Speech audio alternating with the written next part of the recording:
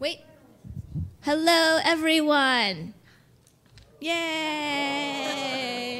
Welcome. Woo! I can't be that loud. I'm not Nancy. Welcome to our 4 o'clock workshop. Sharing big, hard ideas with many kinds of people. Our first speaker is Olivia Ambrogio. Take it away, Olivia. Thank you, Lauren. Thank you all. So I'm Olivia Ambrogio. I'm the manager of the Sharing Science program at AGU. And our goal is essentially to provide our scientists with all of the skills, the resources, the confidence, and the opportunities they need to share their science with a wide variety of audiences. And our Sharing Science members and AGU members do a lot of different kinds of science communication and outreach. Everything from writing op-eds, to meeting with policymakers, to getting to talk with journalists to then write articles, to doing presentations or contests like FameLab, and sometimes even winning. And we in Sharing Science, both during fall meeting and throughout the year, try to provide them with a lot of different kinds of opportunities. So this is just, so you can see just how many things are going on at fall meeting this week that Sharing Science has developed that are science communication and outreach related.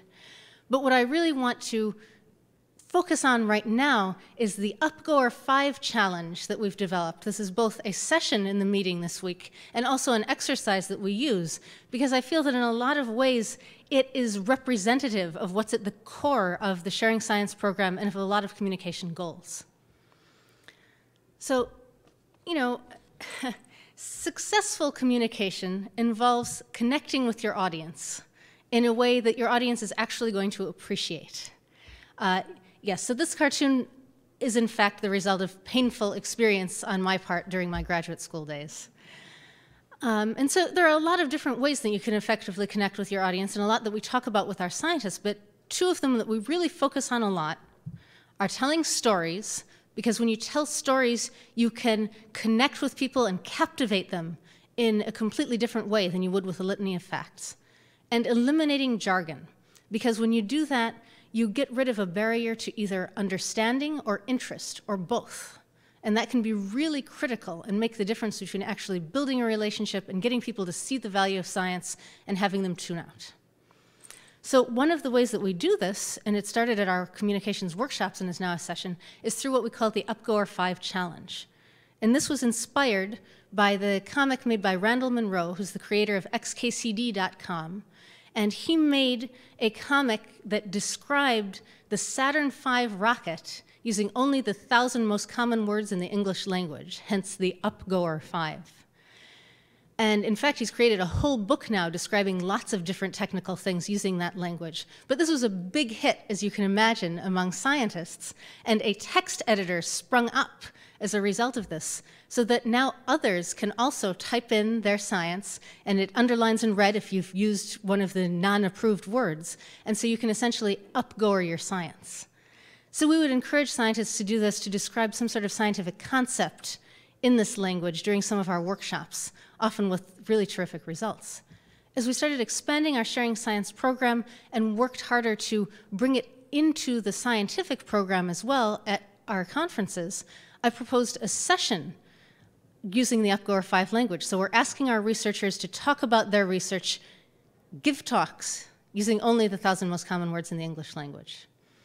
So we had this session for the first time last year, and it was very successful. And I explained a little bit of my reasoning behind it in UpGo language, so I'll just read that very quickly. Cutting down the number of words we use to explain what we study can seem stupid or crazy or too hard to do well. But you can still explain a lot with a very small number of words to pick from. And if you try to do that well, not just as a joke, you do a few things. 1, you find out what is really at the heart of your work, what you most want to say and what matters most about it. 2, you can now share what you need to say with anyone because you know how to make things as simple as they can be. 3, you show that you think people who don't do this work matter, and that it matters to you to explain what you do, even if it's hard. You show that their understanding matters more than your favorite words, and that's maybe just as important as explaining what you study. So this has been a lot of fun in the past. People have been very creative in use of this restrictive vocabulary. Things like computer models have become tryouts. Skulls have become brain cases. The University of Michigan became the House of Learning in Ann Arbor. Attendees really enjoyed it. Last year there was a lot of tweeting. Someone observed that it received more applause than Al Gore had. So the session is going on this Friday from 1:40 to 3:40, and I'm very excited to have it happen again, not just because I think it's going to be a lot of fun and a great way to kind of end the conference, but because, one, I'm hoping that by having this as part of the scientific sessions, we're demonstrating how integral communication is to the scientific endeavor. And also, I really hope that it will inspire those who attend to go out and do science communication, not necessarily using UpGo or language, but to be inspired by this process. Because really, at the core of great communication is the willingness to challenge yourself, to be flexible, to try new things in order to convey information in as entertaining and interesting a way as possible. And I hope that if people see that it can be done using just 1,000 words, it's even more possible when you have all of the words at your disposal.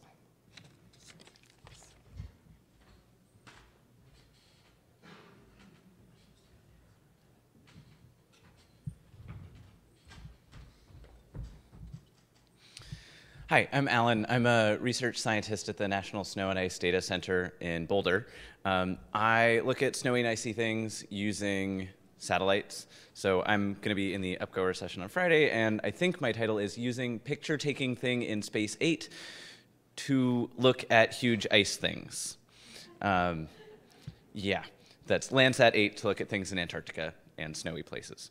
But what I'm going to talk about today is a few examples of communicating essentially the same message to a whole bunch of different audiences, specifically talking about lakes that form on the surface of the Greenland ice sheet.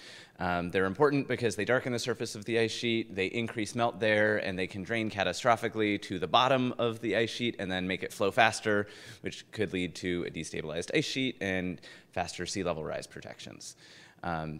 So in UpGoer speak, I should actually say, using the same ideas, water on top of the smaller but still big ice thing. The big ice thing being Antarctica. I need to be specific about that. Yeah, so if I am writing a paper, I would start out with something like this that says the optimal superglacial lake depth retrieval is a physically based single band model, et cetera, et cetera, et cetera, which is exhaustive and very specific, but yeah, I saw you falling asleep and I didn't even read 3 sentences, right? Even in a conference talk, I would never talk like that. I would throw up a slide with a figure and describe it and put as little text on that slide as possible and say, oh, right, the best way to do this is by using these particular bands, and here's some numbers that say it works to 0 plus or minus 1.6 meters, that sort of thing, right? So even to peers, you communicate differently because you want to capture the audience in a different way. If I am talking to, say, a scientifically interested website, the hook is going to be really different, and a lot of you will probably help people like me to have these sorts of hooks and grab a little bit more interest. And this is when I start going from the data is the hook to things like imagery is the hook, right? Like, these lakes are beautiful blue and really kind of ethereal, and that draws a lot of people in. And so instead of talking about superglacial lakes and optimal remote sensing techniques, it's saying intuitively you see this blue color, and the darker it is, the deeper it is, and we want to quantify that, and this is how we start doing it. And I use Twitter a lot to share my science, which has helped me try and be more concise.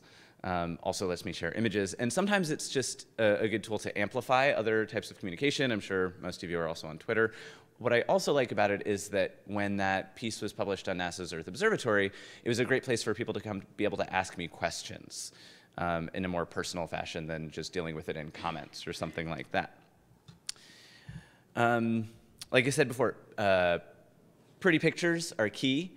I got to do an interview with some of the NASA communications folks, and it was basically narrating this image and what I saw in it, what I thought was interesting. The nice part there is they edit it together and make you sound so much better than you ever feel like you sound, and help draw things out of you. I've done a little bit on my own with a bunch of photography. Wait, I think I can do this one more. Yes, and it will animate just a little bit to show you that the lakes move upstream, and so little videos can be helpful too.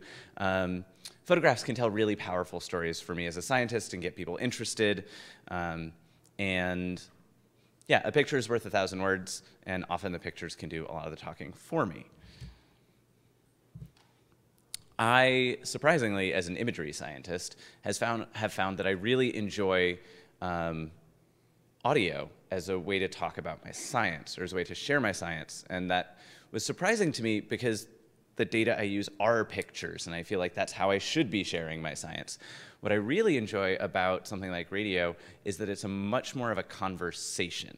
And that, for example, this quote comes from a radio show / podcast that I was interviewed on when I was up in Sitka, Alaska. The science center there has researchers that come in for a few weeks, and you do a whole bunch of different outreach activities. And so I was saying, hey, we look at the surface of the Greenland, and the darker the water is, the deeper it is, so we can take advantage of that. And then the response from Matt was, oh, can we do that in Alaska as well? And I could say, well, you know, in some places, yes, in some places, no, if there's too much organic matter in the water, et cetera, et cetera. But he led me down that, right? And I didn't have to go there myself, which I think makes it a lot more interesting and certainly more interactive for me as a scientist. And to finish up, I'll come back to that first sentence that I started off with the abstract of that paper. And as you can see, there's a lot of red that I am not allowed to say. And so instead of having the optimal superglacial lake depth that say the best way to know how deep water on top of ice is to use 2 colors from picture taking thing in space 8, when 2 ways to know how deep water on top of ice are put next to each other, averaged, they are 0 plus or minus 1.6 feet from each other. The nice part there being that it won't get rid of numbers, so I can still leave them in. So I'll finish up by saying that, so Olivia had this other panel earlier this week, which was on the subject of, don't quit your day job, and talking with a bunch of researchers about how they include science communication as part of their job. And what I said there, and I think is equally important to realize, is that scientists are inherently, or should inherently be, communicators, right? It might just be 2 other scientists, but usually it's not.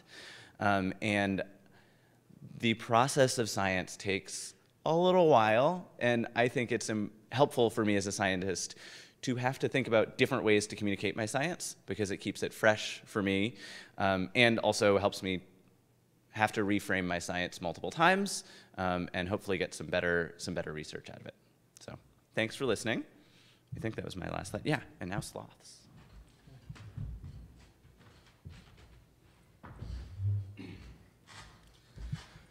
Hello, my name is Ryan Haupt, and yes, I am a sloth person. My sloth was hanging on that thing, but he's apparently fallen, so that's very sad for him, but it does happen actually more often than you might suspect. So I wrote my title slide using the UpGo R5 editor, and it's studying animals and then telling people about it in words everyone knows already, like these ones. And I kind of have a little bit different perspective on this exercise. I've used it in courses that I've taught on scientific manuscript writing, but I'm also a regular podcaster, so I talk to the non-scientific public regularly, and so I think that gives me a little bit of a different perspective. So again, I'm a paleontologist. I study sloths, things that have been dead for a really long time, but also the ones that are still alive. This is one of the live ones, as you can maybe tell. And then I really like to talk about not just my science, but science in general. So my podcast is not a platform for me to promote my own work. It's a platform for me to promote the concept and the excitement and the joy of science generally. And because of the internet, you can talk to everyone in the world for free. You know, it's free to me and it's free to them, and it's this really awesome two-way street of information that is available to us in the world today. So I want to talk a little bit about this exercise, both some of the benefits that I think it can provide to scientists as well as some of the limitations. So one of the limitations, I think, is that Randall Munroe recognized this problem that scientists tend to use jargon and the TLAs, the 3-letter acronyms that NASA loves, and you have to break that down in a very different way if you want it to be universally accessible to the general public. The problem is most people know what a Saturn V rocket is. I mean, that was on TV. That was a big deal. That was one of the greatest machines ever built. Not as many people are familiar with a stable isotope mass spectrometer, specifically an elemental analyzer, inductively coupled resonant, I get lost even saying the machines that I use. So it's much harder to describe a box filled with components that the general public are completely unfamiliar with, again, using these 1,000 most common words. But that's the challenge, so that's where you have to kind of rise to the occasion. And I think that Randall's idea of just using those 1,000 most common words presents a really interesting one in doing that. So some of the pros of this exercise is that it has these really clear limits. So everybody understands what you mean when you say these are the 1,000 most common words in English. So that's a really clear way to define exactly how you're going to be talking about the thing that you're talking about. Plus, the words that we're using are really unambiguous. By and large, they have really clear meanings. Everybody's going to understand what they mean, and you're not going to get messed up because words have multiple meanings or different meanings in different contexts.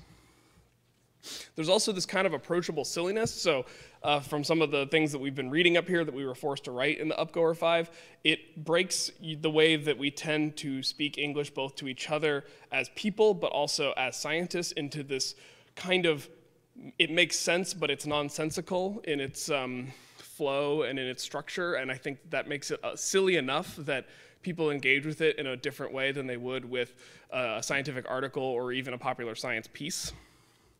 Plus, you're tapping into pop culture. So I'm also, in addition to being a paleontologist and podcaster, I'm a big fan of comic books. I don't know if you guys have noticed, but comic book movies are some of the biggest movies on the planet right now. Like, people are into pop culture, they're into comics, and they're into these kinds of things. So using something that taps into the pop culture to tap into what people are interested in, to get them interested in the thing you're interested in, I think is a net benefit for everyone involved.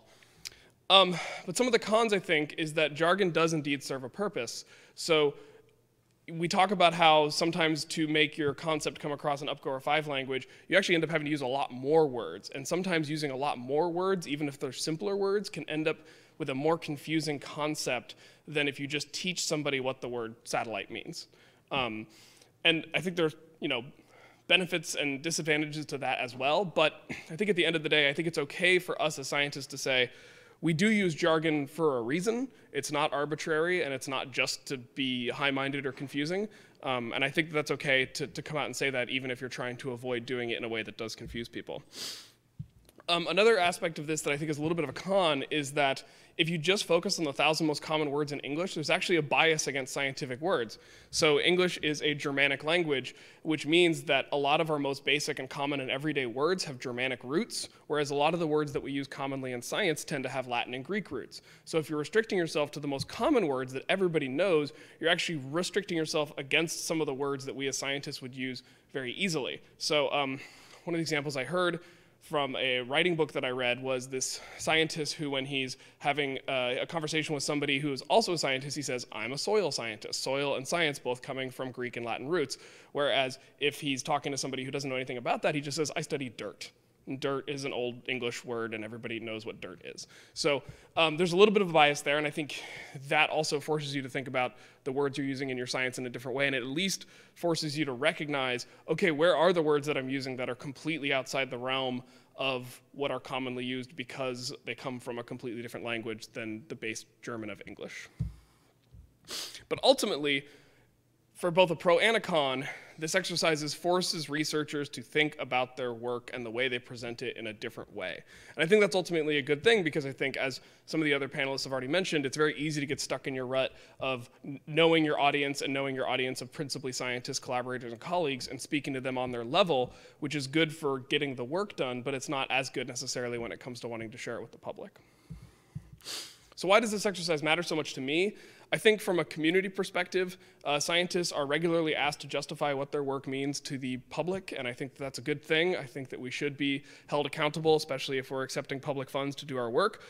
So we can't just justify it to ourselves, and we can't justify it to anyone else if no one knows what we're talking about. So using exercises like this, even if the exercise doesn't result in the clearest explanation of your science, if it helps you figure out a more clear way to say it in general, I think that's a good thing. So you're just breaking the cycle of relying on jargon, using jargon where it maybe makes sense to, and avoiding it where it doesn't, and also just getting out of your script for what you always say when you talk about why your science matters, maybe getting out of that script can reinfuse some of the passion in the way that we talk about the work that we're doing.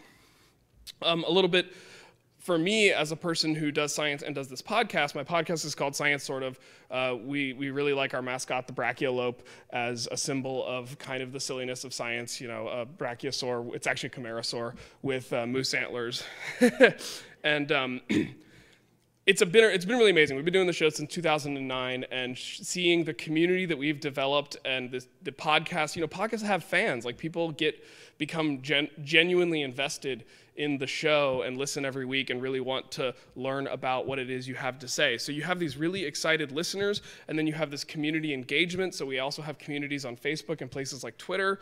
We've talked a little bit about, amongst the panel, how Twitter, if you're active on Twitter, can actually increase the citations you get as a scientist. But even that goes to show that, you know, my show has more listeners than I will likely ever have citations. So my audience for the show, where I'm talking about all these different kinds of science, is likely to be just as big, if not bigger, than my impact as an actual scientist in my field.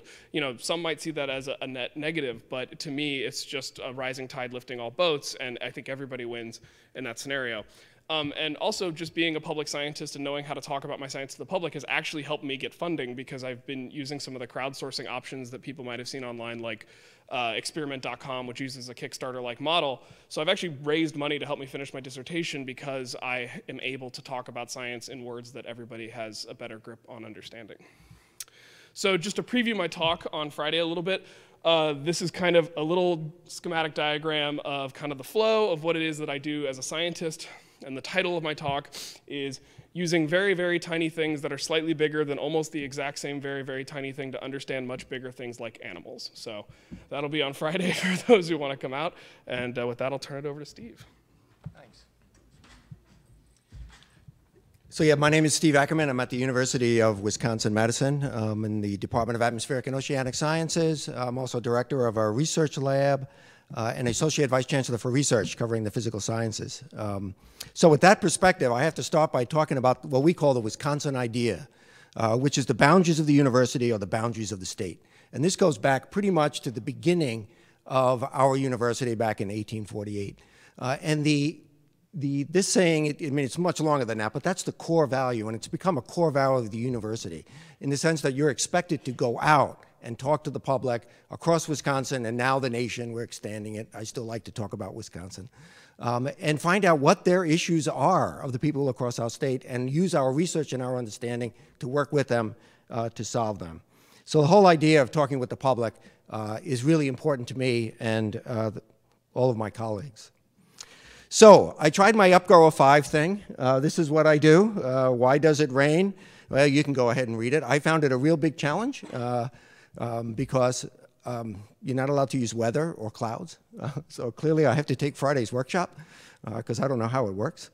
I did, as part of an NSF SOTL grant from a number of years ago, 15 years ago now, I worked with a science writer, Sharon Dunwoody, who's at our School of Journalism, and we developed a course for graduate students on explaining your research to the public. And we've been teaching that ever since then. And we had a similar exercise, although we said you're not allowed to use jargon, but imagine that you're going to Thanksgiving dinner and you're going to talk to your grandmother and she asks you what you do. How would you explain it? Or if you sit on a plane and you want to talk to the person next to you and they ask you, what do you do? How would you explain it? So I'm going to cheat and use words that are illegal, but tell you what I do if somebody were asking me on a plane. I use weather satellites to study the weather with the goal of improving forecasts. Right? Pretty simple. I think that would engage and generate questions. Of course, if I'm sitting side by somebody, either in an airplane or a bar, I don't like talking to them. You'll never find me and my wife sitting next to each other because I just can't talk. So if somebody on a plane would ask me that, this is actually what my answer would be. I use radiometric measurements from an orbiting platform to specify the micro and macro physical properties of the hydrosols with an ultimate objective of improving our simulation to improve numerical weather prediction. That usually gets them opening the book, right? And which is happy with me because then I can just relax and not look. All right, as part of our core value, there's a lot of outreach activities I do. And here's sort of a reflection of why I think it's important. And you can go ahead and read that if you want. I think in terms of my field, weather and climate, people have experiences with the weather. It's not hard to find somebody who's had some experience that they don't understand yet. And so it's very easy to engage people in general because they have a question, and working with them, usually asking a lot of questions, we often can find out what it was that they observed or that they experienced it. I think it's also important and something not to forget that as we do these communications, we learn how to communicate better, which makes us better teachers, as well as better grant writers, because you learn fundamentally how to explain things, and that's critical all the way around. The activity that I kind of want to forecast on is something we've been doing since 1998. We go on Wisconsin Public Radio. Again, it's public radio, but actually you'd be surprised at the variety of callers you get, from chemtrails conspiracists to actually former faculty. But we're monthly guests every Monday of the month. You can now Facebook questions in as well as email questions in. It used to be just purely call-in back in 1998. We're known as the Weather Guys. That's me. You can tell this picture was taken a while ago because I still had some hair. My colleague John Martin there is on the right, and then Larry is the main it's his show. And we just come on once a month and we talk about the weather. It's a live call-in show. Any question that comes in, we try and answer it. And now that it's gone national, it makes it really hard and challenging. Oh, and that's our little logo. It led to collaboration with the Y-Files, if you know that. That was a thing that came out of Wisconsin many years ago. We had a lot of collaborations with them, so they made this little trademark for us just because we're kind of fun. Now, as part of this course that we teach with Sharon, one of the things that we push a lot is that, you know, in order to know whether or not your outreach is working and your engagement is working, it's important to collect data. We know it's hard, but if you go out and you get the data, it may not tell you whether or not it's working, but it may help you set directions and where you're going, plus you'll learn. So what I did a couple of years ago was I went back and listened to 10 years of this radio show. I got all the recordings and scanned through it and categorized where the questions came from. And it's kind of interesting, and I'm going to show you two figures here where they came from. So this was between 1998 and 2009. We looked at, you know, what type of categories came up, and what we found, and this is something we knew even before we analyzed the data, is that we get a variety of calls from lightning. And if we had a question from lightning at the beginning of the show, John and I would just look at each other and think, here we go, you know, because inevitably we'd get 5 or 6 callers that would come in and ask about lightning, or people would call in and ask, you know, with their question, but then they heard the previous person talk about lightning, so they'll want to tell their lightning story first. And so that's why when you see the number of callers, and on average we get 13 to 18 callers a show. The show runs about 35 minutes. You can see someday there's nothing, and then all of a sudden, boom, it spikes. And when I showed this to Anne, my wife, who's a folklorist, her immediate response was, yeah, of course, stories beget stories. And that goes back to the issue that we were just talking about earlier. A good way to explain your research is to talk about it in terms of a story, because that's what people like. So that's one thing we learned. The other thing we learned, which John doesn't like to talk about as much as I, is that we learn things as well. So this is the number of callers who responded to one of our answers to tell us that we were wrong. Not a lot, you know, it's 7 out of, you know, well, 7 out of 15, that's like half, isn't it? So maybe that isn't so good.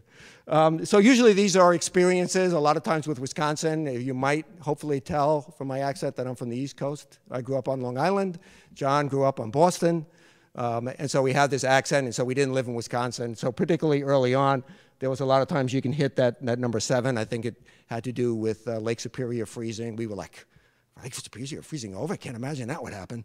And then the board lights up with callers telling us that, nope, you're wrong. I can remember in 1969, when I was 15, we actually, on and on.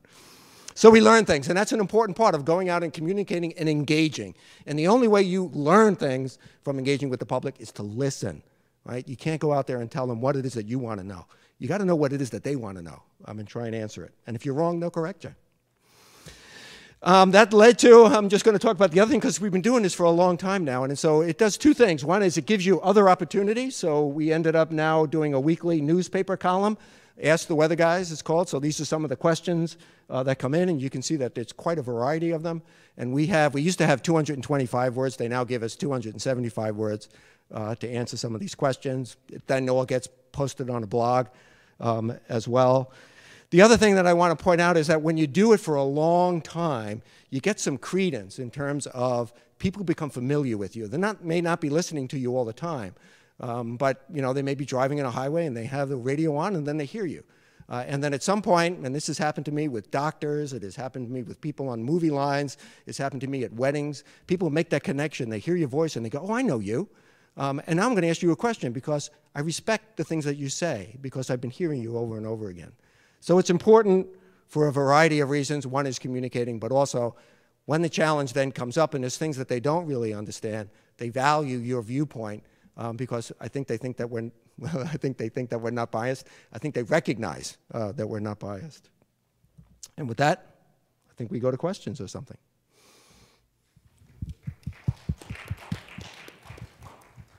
All right. Do we have any questions from anyone in the audience?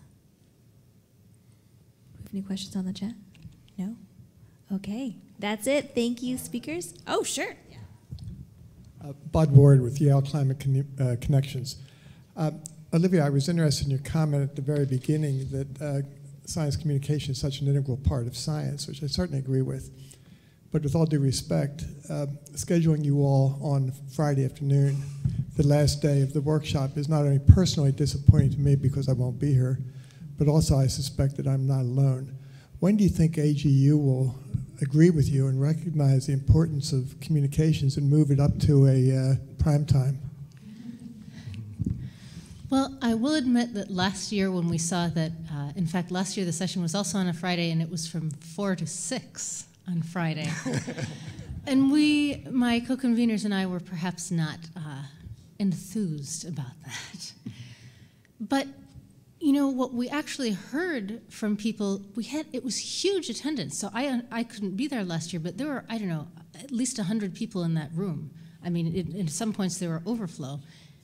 People said this was the best way to end the conference ever. Please have it on Friday again. So I can't speculate as to the intention of, you know, how it was scheduled. But I will say that a lot of people actually got a lot of satisfaction about feeling it being kind of the culmination of the week. Now, I don't disagree with you that there are some people within the scientific community who still sort of see it as peripheral. But I do think that that's changing, and it seems to me, at least from my N of 1 year sample, that this hasn't really detracted from the value that attendees have gotten from it. If I could ask a quick follow-up. Is there still a stigma in the academic community against those scientists who enjoy communicating, like to communicate and do it well? One need not go back to the Carl Sagan example to remember that this has been a problem. Is it still a problem? I think I can let everybody answer this, but I'll just jump in to say that, so I'm a biologist PhD, that's my background before I went into science communication, and I defended my dissertation in 2008. And even in the past 8 years, I've seen a real shift in the culture around this. I'm not saying that there aren't still a lot of people who are not supporting this, but there does seem to be a sea change coming. So certainly that's the impression I've gotten, and that's what I've seen as I've worked with more scientists in the science communication role. And I would add to that, too, that I think it certainly has changed, and I'll give you 2 examples. I think when I started doing this radio show as an assistant professor, I think, people were like, why are you doing that? But now, since we've been doing it so long, our department gets a lot of recognition because of the weather guys. And so they've come to recognize it that way.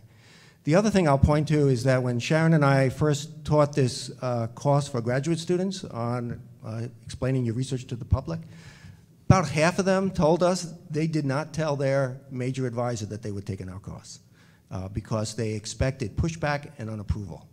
The last time I taught this course, which was in spring 2016, 2016, we had only 2 out of the 18 people that did it.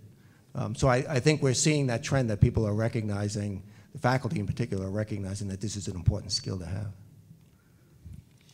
Yeah, I would say that from my perspective, I see it not as detracting from your science, but it's still something that you add on top of your research, and it's not a replacement. That I don't think I have colleagues whose science has been viewed less positively, but if you don't have the strong science to back it up, then yes, it's easy to get pigeonholed as that science communicator and not the real scientist. There was another paper actually that I saw looking at social media presence of researchers and compared people's tweets or Twitter followers to their citations, and they developed a K index or a Kardashian index to identify people who had outsized social media influence, essentially, and then left it open for discussion whether that was a good thing or a bad thing, right? Were they just good communicators and happened to spend a lot of time on Twitter, or were they spending too much time on it? And that was still under debate, I guess, under discussion in the community. Yeah. And to kind of follow up on what Alan said, you know, when I think scientists are busy people, as we all are, so when you say that science communication is yet another skill you have to develop and devote time to, I think some of the pushback comes simply from that. It's not that necessarily they don't see the value in it, they just don't think or perceive that they have the time to do it. And I think there's something to be said for all scientists developing a certain set of communication skills that can be used with the public, but there does need to be some balance, and I think it's okay to have people who dedicate more of their career or more of their time, whether extracurricularly or not, to the outreach efforts. And I think the bigger culture shift needs to not necessarily come from scientists pushing back against having to do everything themselves, but embracing the scientists amongst them who are adept at that and do get enjoyment out of that, and not ostracizing them, kind of like I think you were hinting at with the question itself. So I think part of it just has to come with a rebalancing of priorities and roles, and recognizing that some people are going to want to do this and are going to be better at it, and just making sure that they aren't penalized for it. Hey, I'm Deb Gersh-Hernandez from NASA's Earth Science Division. I got special permission to ask a question. But as a non-scientist coming into the world of science, personally, I'd love to use your UpGo or editor as a translation tool. But I'm wondering, is it online somewhere? Is it something that you can just plug data into? How does it work? Yeah, it's just a text box that you type in, and it highlights words that you're not allowed to use. There is a few of them. There's this simple writer, and then if you just look for UpGo or 5, it'll pop editor. Up. Text editor. There we go. And you can also find the exact list of words that Randall Munroe used when he made the comic as well. So if you just want a list of those words, that's available too. Thanks. Do we have any more questions? Anything on the chat? Oh, we got one right here. Oh, sorry, I did not see you. I'm not being a very good moderator today. I haven't made any comments in any sessions that I've been to. This is the first time I've ever come to this meeting. And when I saw this title, I didn't think that this is what it was about at all. I thought that this title was about how to share the hard fact that the climate of Earth is spinning out of control to many kinds of people. Because that's a message that Earthlings don't want to receive. And a lot of times it's, you know, your slide that had the cartoons about the, you know, saying something technical and it's heard as ba ba ba ba ba ba ba, you know, and people don't get it, they don't understand it. And, you know, I'm not sure that, well, I suppose it is, if you put the language in, I don't know, whatever, you know, using simple words, that people will understand it, but they won't be able to really defend it. They won't get it. And I don't think there's anything that actually gets people to understand it that without actually understanding the science that's behind it.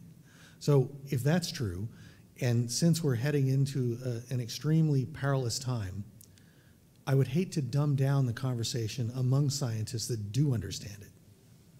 That's my comment. Well, I would say a couple of things. Again, you know, we present this challenge as an exercise. We're not recommending that that is the precise language that you should go out and use when you're trying to talk to members of the public. This is sort of a way of raising the field, as it were, a sort of slash and burn technique from which you then go to a happier medium where you've gotten rid of a lot of the jargon that might be off-putting to people, that might add an extra layer to their being unreceptive. And then you can come back to the middle because you figured out what these larger ideas are that you're most interested in conveying. But that's only one technique, right? If you want to reach out to people about things that are controversial or about which they might be less receptive, you have to be involved in a lot of different ways. That's why I mentioned storytelling. That's why I mentioned knowing your audience, making connections with them to begin with. I think there are a lot of different techniques you have to use and elements of communication and relationship building that you have to use in order to get that out there. So, this is just one technique to start thinking differently about how to communicate. One of the things I do on the podcast is I interview a lot of scientists, and scientists who don't necessarily have the years of experience that I have talking to the public, and I want to make sure that no matter how complicated their science is, people always tell me when I invite them on the show, my science is boring, nobody's going to care, it's only interesting to me. And I tell them, no, I promise, if you just sit down with me and have a beer and we will talk about it, and as soon as you get excited, the listener's going to get excited. And you don't need to practice or worry about the jargon and all that stuff, because I'm hosting the show, I'll handle that. So if Steve, just for example, didn't want to be on the podcast, but I put a mic in his face anyway, so he gave me his airplane answer, I wouldn't let him get away with it. I'd be like, hang on. I would play the dumb guy. It doesn't matter if I know all the words that he used. I'm mentally going through and highlighting in red all of the words that the UpGo or 5 would highlight. I'm going to be like, all right, well, why don't we talk a little bit about barometric pressure? Why don't you explain what barometric pressure is? Why don't you break down the jargon? So I'm not denying him the use of the jargon, but I'm making sure that the jargon doesn't become a barrier to entry to anyone listening, and which is maybe having your cake and eating it too, but it is how I've kind of taken this exercise, like Olivia was saying, and tried to apply it to the outreach that I'm doing in a way where the jargon is still high enough level that the concept can be said in the way that it is complicated as needed, but nobody's excluded just because they didn't know that word coming into it. So. And just one little addendum, I would say what we really emphasize is it's not about dumbing down, it's not about patronizing your audience, it's about distilling your message. You're finding the essence of what is most important that you want to convey. And then I would ask, add, though I can't talk, for a radio show guy. The other thing that we often try and do is trying to make a connection. So on the radio we can't show figures. We can talk about numbers, but I'm not sure how much that will stick. So when we talk about global warming, we just don't talk about the trends. We talk about, if they're from upstate Wisconsin, then there's a good chance they did ice fishing. So we ask them, so when did your grandparents start ice fishing? And that was probably early December. Well, they can't do it now until mid-end December before it freezes out. So those are personal connections where they know in their family history, this thing, they used to be able to do it. They can no longer do it because the environment has changed. And finding those connections is sometimes pretty hard. Yeah. That's right, yeah. Yep. And yeah, it's right. I would add that as a glaciologist, a lot of the science that I'm talking about is pretty depressing, right? No one wants to just be told depressing and sad facts all the time. You need to pair it with some call to action or something to engage them past the sad message, right? Because then you're just going to lose an audience if you don't give them some way to move past it as well. So I would second what Olivia was saying in terms of yes, this exercise is patently ridiculous, but it leads us to better ways to communicate and is one in a quiver of techniques to reach people and keep them listening to you and pass on the message further. And I meant to say this before when you asked the first question about Friday afternoon. The reason I submitted an abstract this year was because so many people were tweeting about it last year and that it seemed so much fun. Okay, do we have any more questions? Anything from the chat? All right, that's it. So we'll reconvene at 5 o'clock. Thank you. Thanks. Thank you to our speakers. Thanks for coming.